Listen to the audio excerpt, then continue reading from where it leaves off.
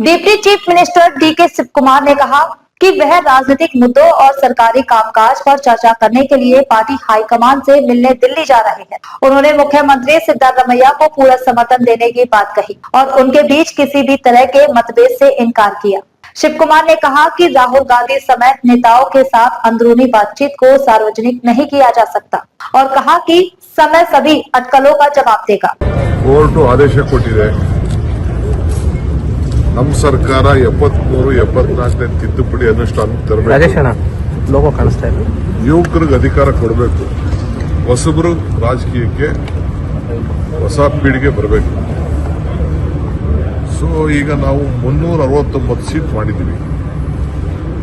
ಇನ್ನು ಅಕ್ಕಪಕ್ಕ ಬೆಂಗಳೂರದು ಅದನ್ನೆಲ್ಲ ಒಂದು ಟೀಮ್ ವರ್ಕೌಟ್ ಮಾಡ್ತಾ ಇದೆ.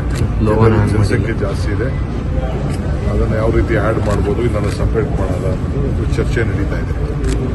ಅಭಿಪ್ರಾಯ ಅವ್ರು ರಿಪೋರ್ಟ್ ಕೊಟ್ಟಿಲ್ಲ, ಕೊಟ್ಟ ಮೇಲೆ ಅದನ್ನು ನಾನು ನೋಡ್ತೀನಿ. ಯಾಕೆಂದರೆ ಕೆಲವೆಲ್ಲ ತಿಕ್ಲಿ ಪಾಪ್ಯುಲೇಟೆಡ್ ಏರಿಯಾ ಇದೆ.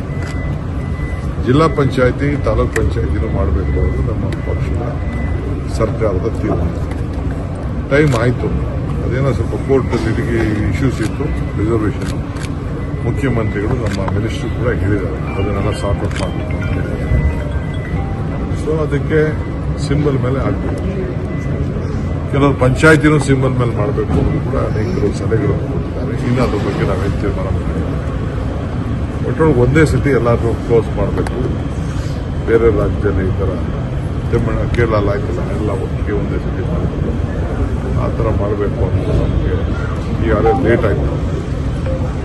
ಸೊ ಅದಕ್ಕೆಲ್ಲ